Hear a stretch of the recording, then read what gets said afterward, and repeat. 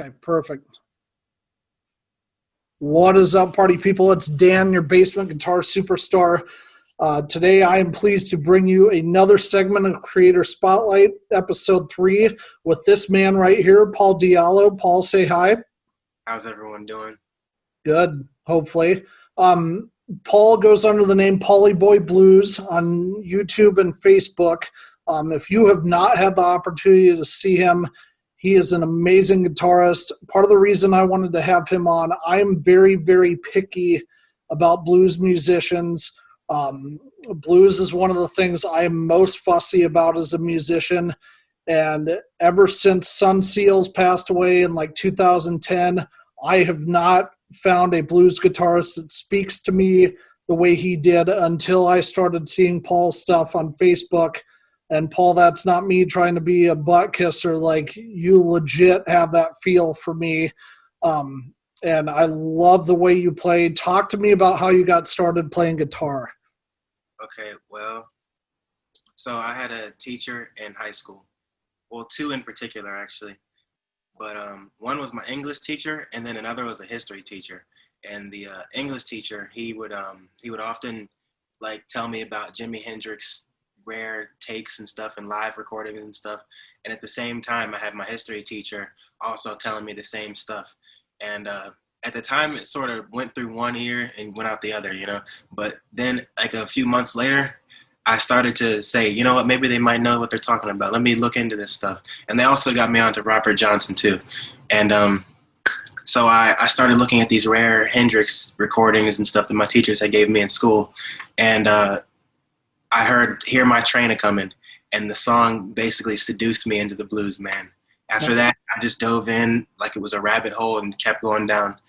And I listened to a lot of concert recordings and footage, and I just try to learn what I can from that. And that's what I've done. I started in May 2019, and You started playing guitar in May 2019? yeah, those teachers were my high school teachers. And I Oh my gosh, dude. Like, I am not worthy. Seriously, man. Like, that, your talent level is just incredible, man. Seriously. Like, someday I'll do something. Yeah. So they got you into Hendrix and Stevie Ray Vaughan. Did you have any musical background at all before that? No, not really. And what the thing about Stevie Ray Vaughan too was they didn't even tell me about Stevie Ray Vaughan. I stumbled upon Stevie Ray one time, and Stevie Ray is actually the reason why I started playing, like literally, because I was watching, for the first time ever, I saw him play Little Wing at the, it was a live recording. I don't remember which one. And midway through the recording, I said, I'm going to learn how to do that right there. And right after that, I was like, I decided I'm going to play the guitar. Nice. So are you self-taught then? Yes. Wow. I learned by listening to the records. Nice, man. So that's really cool. And obviously you've gigged a little bit too. I dug into your Facebook a little bit and saw, you know, that recording of you playing with that band. It was in Maryland, someplace under that tarp thing. Yeah. Is that who you normally play with then? I've only played with them one time. I would love to play with them more, but they live far away. And they were, it was like a rock and roll band, small time thing. And it was this, someone from Facebook, his name is Jay, he's a good friend of mine now. He invited me to come out there and play with him. And that was my first time ever playing out of my basement.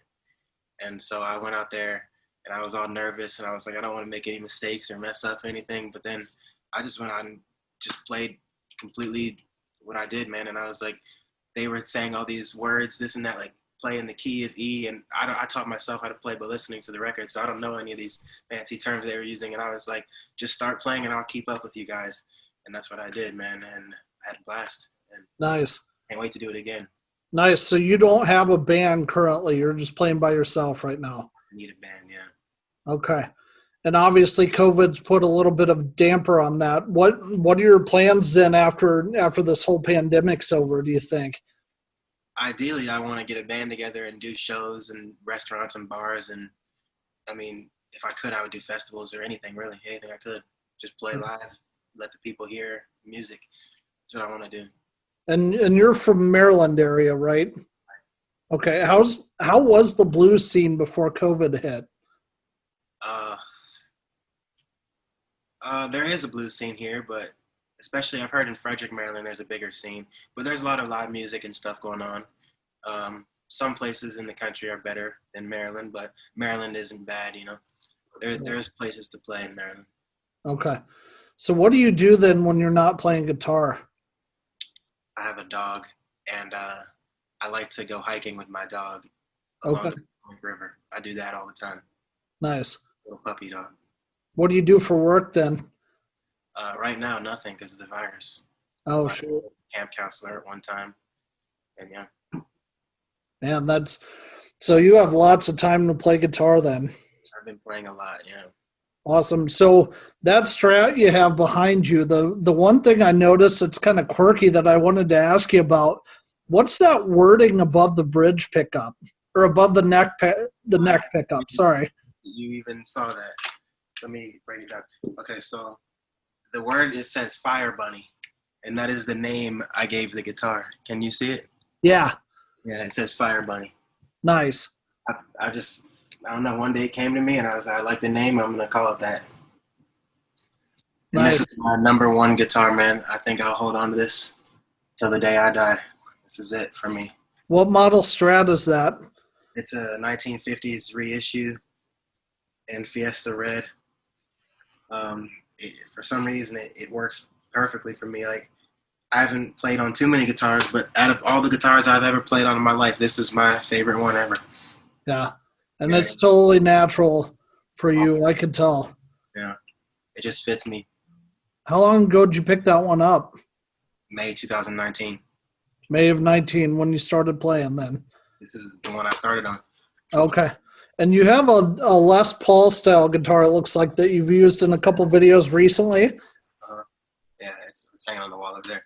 But yeah, I always come back to this one. I play that one on some songs, but it has a different sound and a different feel, but I like the Strat more. Oh, sure.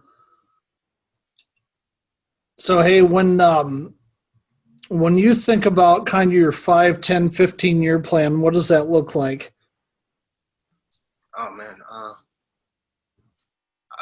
so I want to do festivals, really big crowd festivals.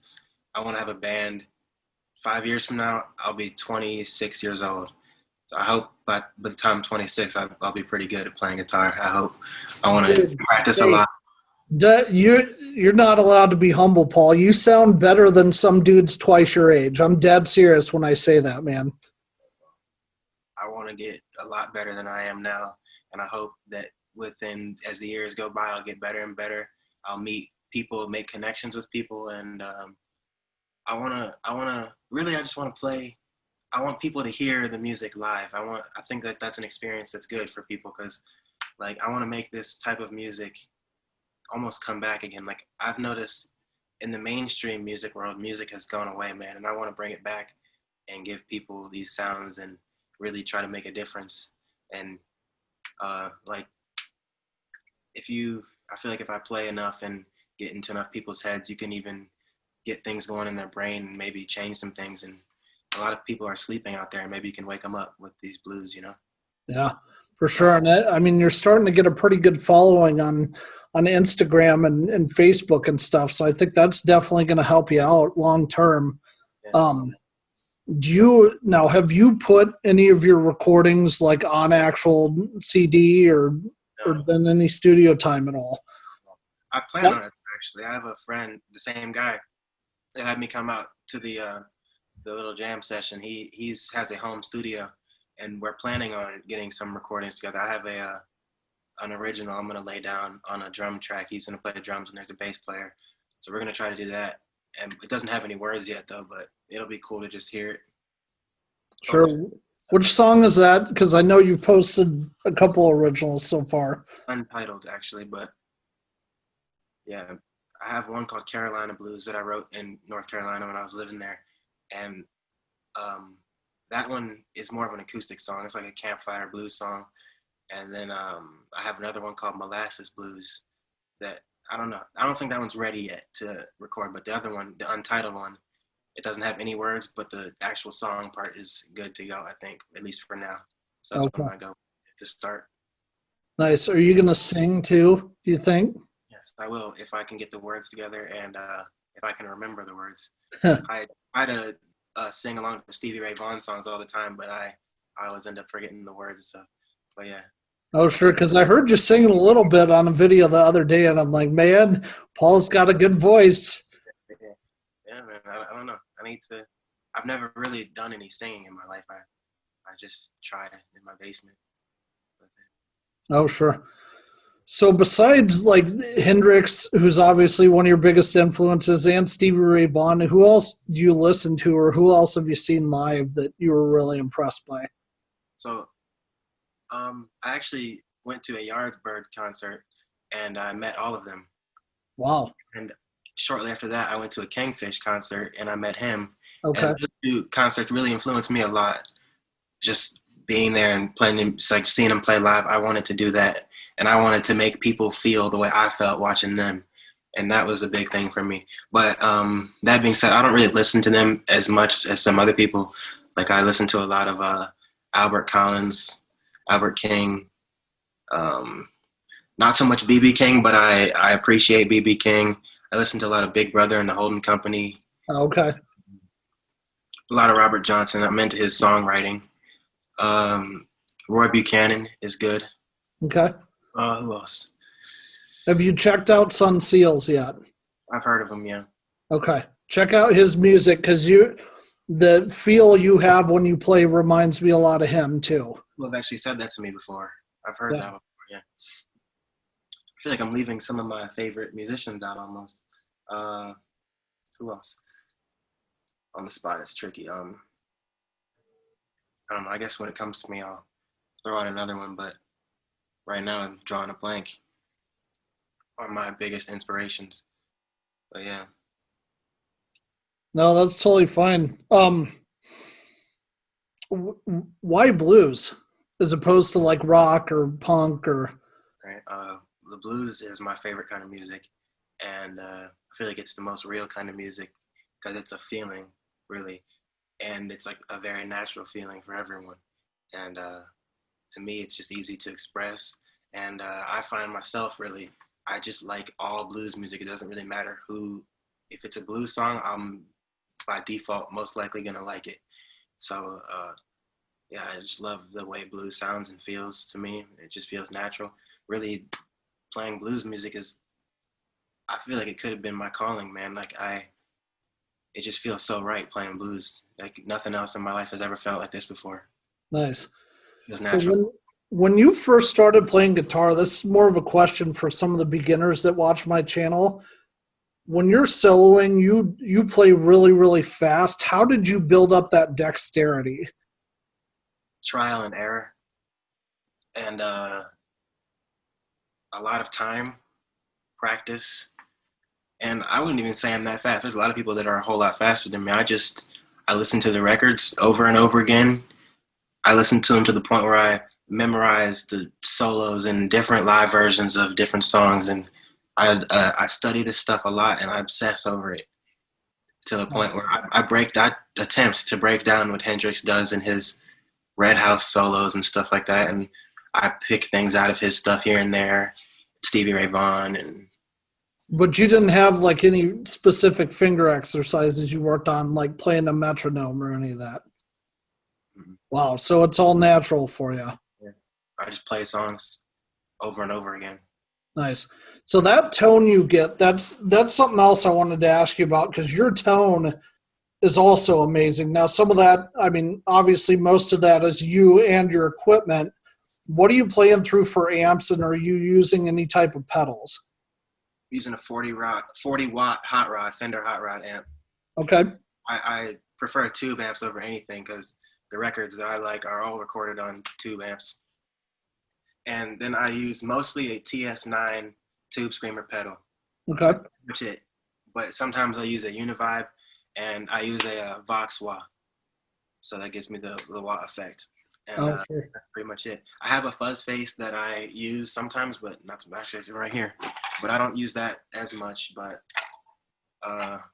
it's not even on my pedal board right now. But pretty much I'm using the TS9 and the strat, and the key to me is just turning the amp up high. That's what I do. Oh, sure. Yeah. Nice, man. So if people want to hear your music, where can they go?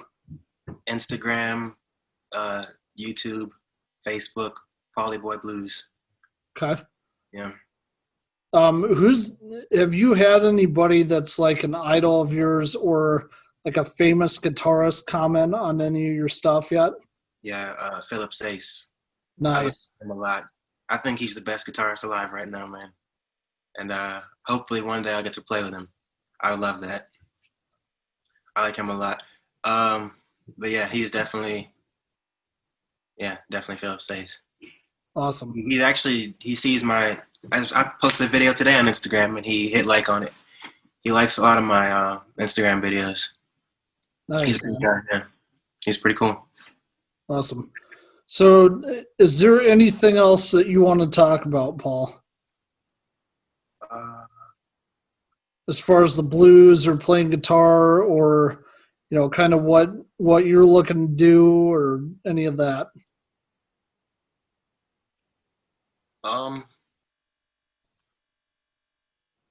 Maybe talking about the future and how I would like to do things then would be something we could talk about, even though we kind of already touched on it. Yeah. Yeah, man. I think that given the opportunity and if everything was to work out right, I could really do something with this. You think touring's in the cards eventually? I really hope so, man. And I think if I can get the ball rolling in the right direction, I could really do something. Dude, and I know some club owners out here. I can actually, if you're willing to come out to Iowa, where I'm at, I might be able to get you a gig. Okay. Here or two. Cool. Because the blues scene here is super strong, and I want to see you play live. Well, maybe someday I'll get out there. I would really like that.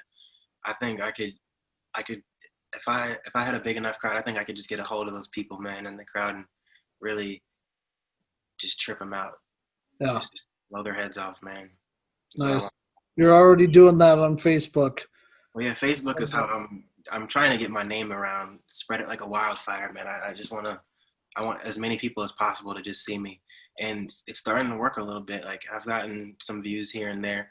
And at first I didn't even want to get on Facebook. I thought it was kind of lame playing online and chasing around views and stuff. But I don't know. I'm trying to just stay as original as possible without getting distracted and just keep my head down and just jam. A lot of people like what I do. A lot of people don't like what I do, but it is what it is. And I like to rock the boat and stir the pot, and some people consider what I play a little bit controversial because I play loud and I just like to wail a lot, but yeah, man. See, I don't see how somebody could dislike what you're doing, man. I don't. Yeah. It is. It's not for everyone, Right. Trying to think of what else I was going to ask you about here. I had some questions wrote down, and I think we've gone through all of them. Let's see. Yeah, I don't really have anything else for you, man. I appreciate you coming on with me, and hopefully this interview helps you out a little bit. And that's another thing. I think I Googled my name the other day, and some things came up, and so I want to get as many interviews and articles or anything written as possible because I think that's really cool. I found myself on Google Images and stuff, pictures of me. I thought that was tripped out, yeah. And now I guess this will be there. So I guess it'll be the first interview. It'll be on YouTube. Yeah, it'll be tricked out. Yeah. So, I remembered what I was going to ask you. Do you have a preference for style of blues? Like, do you prefer Mississippi Delta blues versus Texas or Louisiana or any of that? Preference when it comes to blues, I literally like it all. Country blues, classic blues, Chicago blues, Delta blues, electric blues, acoustic blues. Man, I even like Janis Joplin singing the blues. I love it all. Nice. Just blues in general, I like it. But when it comes to other genres of music, I'm very picky. But blues is the only genre I'm not picky at all. If it's blues, I'll listen to it and get into it a lot. But when it comes to rock and roll, I'm so picky with rock. Like, I only like the rock music that's pretty much blues, like Led Zeppelin and stuff like that. Oh, But nice. I can't dig hard rock or metal, and I'm not into that stuff. But When you saw the Yardbirds, which lineup was it? uh, everyone was new except the drummer and the guitarist, lead guitarist. His name was Godfrey Townsend, and I actually had a long conversation with him, and he was telling me that I need to stick to it because one day I could be like him if I try hard enough. He was very talkative and very nice to me. But yeah, the drummer was still the original drummer from the Yardbirds in the very beginning, and he was telling me how Jimmy Page used to play with him. And I thought that was tripped out. I was like, I'm speaking to someone that knows Jimmy Page right now, man. And yeah, he's in the Rock and Roll Hall of Fame. I thought that was really cool. But yeah, it was. I went to their sound check, and that's how I got to speak to him. So when they finished, I walked up to the stage and started speaking to him. Oh, sure. Now, are people on the East Coast pretty receptive toward live music? Well, I've only played one time, and it was very small, so I But don't I know. mean, you've been to shows though, haven't you? In the shows, yeah, the people were really digging Kingfish, man. That was in Washington D.C. at the 9:30 Club. Okay. Yeah. People really liked that show. He played a good show. And there was another guy that I know actually. His name is Josh Blocker, who Kingfish invited him to play at that show. So I'm hoping maybe the next time Kingfish comes around town, I can play with him one day. But yeah, Josh did a good set with him. He played Born Under a Bad Sign. They Okay. did them together for a little bit. And everyone really liked that. And Kingfish was walking around in the crowd after and signing autographs and shaking people's hands and stuff. And yeah, he was a very nice guy, very humble, very kind. Awesome. So, yeah, I don't have anything else for you. I am super impressed with how good you are for only having played for a couple years. Thank you. And you're going to go big places, man. Just keep at it. So yeah, And thanks for coming on with me. I appreciate it. thank you for having me, man. Hey, my pleasure.